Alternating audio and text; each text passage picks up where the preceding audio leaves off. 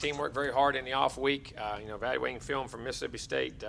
Great again, like I said, we went on the road, but had a lot of fundamental work we worked on last week, just getting better in drills and working a lot of our younger players, keep developing more depth on our team, and also worked on future opponents and some of Arkansas and other future opponents, things in which teams do, which we implemented some schemes to, at least when the guys see it for the first time during game week down the stretch, it won't be totally new, which helps in your retention and learning things. So we worked on future opponents, worked on Arkansas, and also worked on ourselves, which was the big part of the off week, and trying to develop our older guys to clean things up and our young guys to keep developing. So had a good hard week. Guys practiced very hard.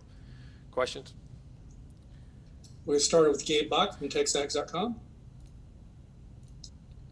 Hey, Jimbo, when you study Arkansas under the new regime, what areas do they appear to be the most improved on tape?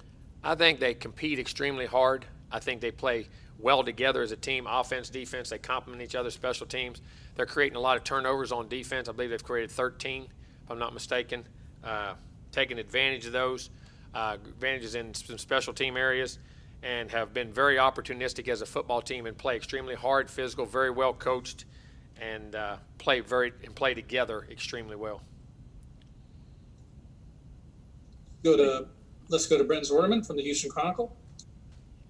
Coach, a lot of younger Aggies might not even remember this game being played anywhere but Arlington. Do you like it being on campus, or do you have a preference there? Well, we'll find out.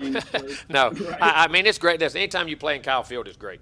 We want to play in Kyle Field, but it was a good opportunity too sometimes that you went up to Arkansas and played in front of your home fans. I mean, he had a great venue. It wasn't like that was a bad venue. So, but anytime you can play in Kyle Field, that's a great thing. And we'll try to take advantage of that this weekend in what we do. But it was one of the unique things of having a rivalry in between, and you have those things. And sometimes that's good for your team. Like if you play bowl games, learn to play neutral site games and things like that. It's almost not, it's not a home game or it's not an away game. But at the same time, again, I keep going back. When you can play here at home, it's a great thing. You have any prior relationship with Sam Pittman? And he's a pretty neat story in terms of the way he's grinded away through his career and really got a good opportunity. Yeah, I've known of Sam for a long time as a very good offensive line coach, very good football coach. I've talked to him quite often in different times in his career and bumped into him. I mean, I'm not I wouldn't say a close personal friend, but I communicate with him and have a lot of respect for him and think he did a heck of a job as a line coach, and now he's doing a very good job as a head coach. Thank you. Thank you. All right, let's move to Brian Peroni from Gig'em 247.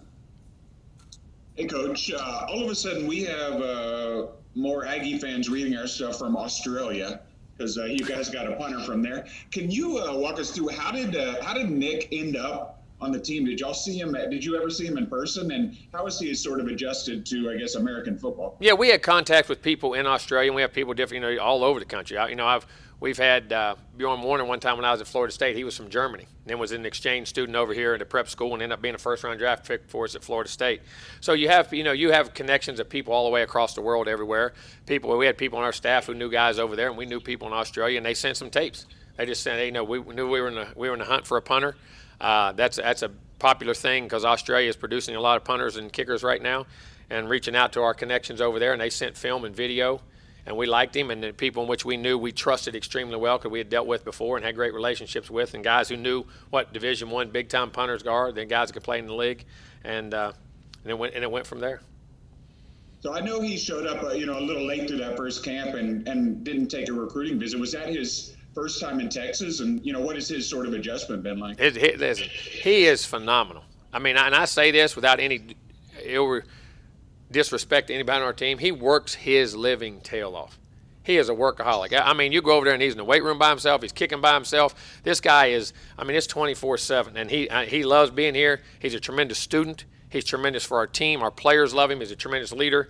He's a great role model, and he's been absolutely awesome. And if he doesn't like it, I'd hate to see him if he does, because he is, like I say, he's ingrained in it every inch of his body and his mind. I appreciate it. Thank you.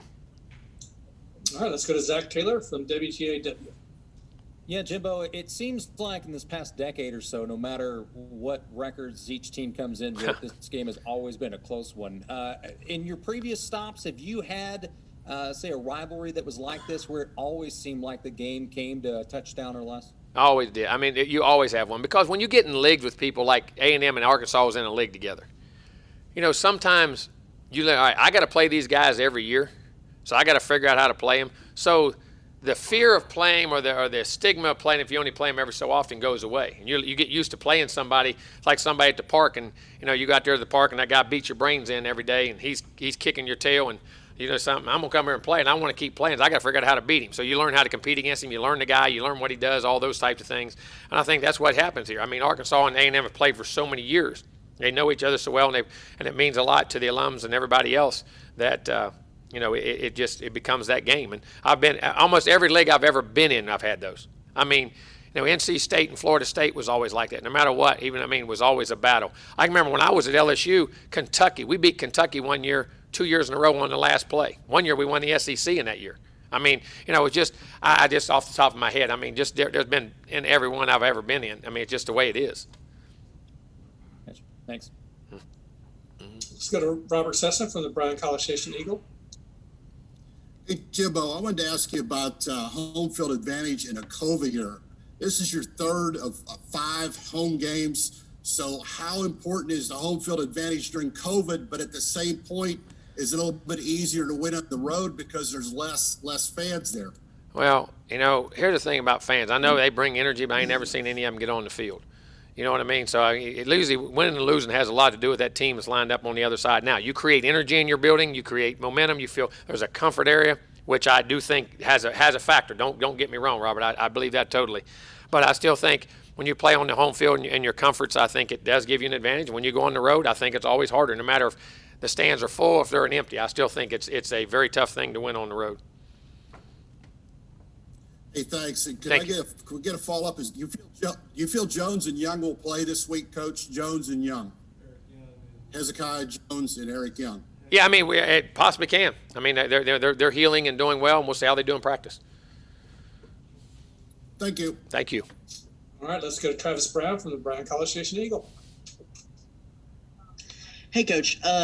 Back when y'all first got here and you moved Aaron Hansford over to the defensive side of the ball, what went into that decision? What did you see in him that you knew that could be a good switch for him? Well, I think his size, his speed, his athleticism, the ability at linebacker now that you have to be able to run, you have to be physical, you have to be down. He had size, speed, and like I say, he was a good tight end, played very well there, but he's also not 6'4", 6'5".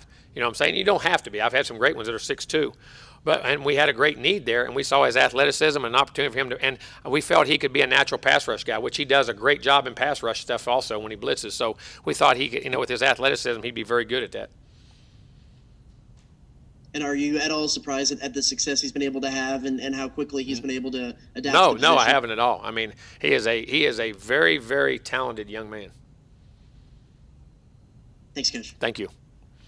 All right, let's move to Mike Lucas from KAGS. Hey, Coach, looking back at the bye week, you talked about improving the team from within. What's the one thing you maybe learned most about your team from the off week, or the work week as you call it? That they understand that there's a lot to be done, and that even though we've had a limited amount of success in the season we've had, they understand there's a lot of room to get better and how hard they got to work, and I think they went in the off week with that attitude. All right, let's move to Olin Buchanan from TexAgs.com. Yeah, hi, Jimbo. With this off week behind you, 2 weeks to get ready, would you think that y'all going to have changes in the starting lineup? We'll wait and see. I mean, I don't not that I can anticipate, but you never know how practice goes and what a guy does each and every week and how the game plan materializes out. If there's a matchup from a guy that we think could be put in the game to help us that way or not. I mean, I'm never going to say never on that, but we're not trying to go into replacing anybody. But at the same time, we know by our game plans and what goes on in the health of all our individuals each and every day is it could happen. If I can ask one more, maybe I can be quicker about it this time. That's all right. It's just the way I talk. When you see a team like Arkansas that has so many interceptions, is that something that you bring up a lot to Kellen, or would that be counterproductive? No, I mean, you make you aware of what they do well. These guys play the ball well. They see the ball with their eyes very well. They see the quarterback very well. They understand routes. They match routes. They do things. And you bring that. I mean, you try not. I mean, anything you do, you don't scare a guy, but you got to make him aware of what that team does, how they play, what they play, and why they're having success on the plays in which they're having that on. So, we don't have to do that, or what you do to counter, to counter that. Thank you. Thank you. Next up is Tyler Shaw from KBTX. Jimbo, you've talked about how Arkansas is just an improved team. They're playing better together this year. If you look at one aspect that would be, I guess, scares you the most, or that was going to be key in order to get this victory, what would that be? Well, I think that they're playing very hard. I mean, they're diversity on defense. They play different fronts, different coverages. Linebackers are very active, very natural football players. Morgan and those guys have been players of the week. They play the ball well on defense, create pressures offensively, very athletic, different guys across the board, all their receivers. Burks is a big guy and plays in the slot and out there. Woods, is a good player. The running backs are very good. Felipe Franks is a big, strong, athletic guy who can get the ball so vertical. He has a can. I know Felipe in high school. He grew up right there below Florida State in Tallahassee in Wakulla High School. Strong, athletic, getting him on the ground, makes a lot of plays.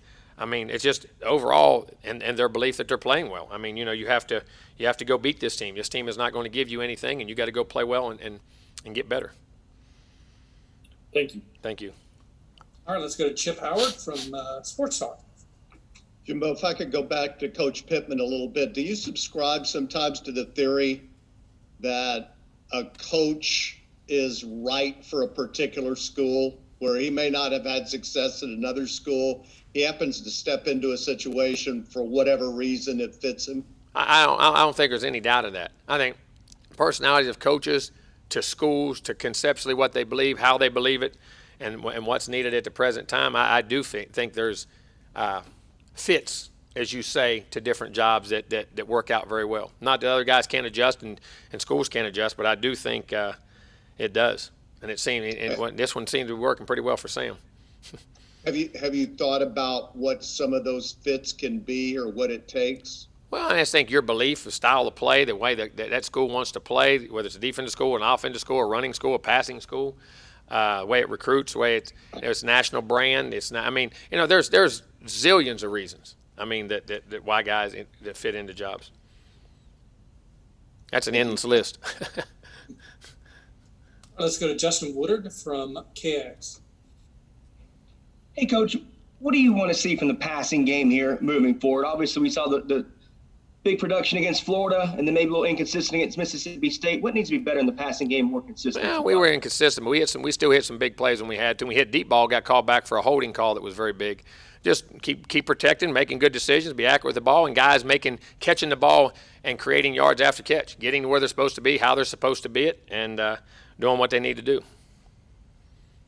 And then one quick follow-up. Is it overblown to say, during the bye week, coaches put in new wrinkles and all this type of stuff? Or do you pretty much have everything already in, or do you add new plays and stuff that you haven't? Well, if you see something, you're always evolving. If you see something that you like that fits what you do, that people do, that a scheme that could come out that could help you, you're not going to change drastically. And if people change, things you change for big plays, yards, sacks on defense, something that creates a package which is totally different. You're going to do what you do and what you believe in, but you're also going to look at what other people do and what you've seen on film and see if there's something there that can help you win a game.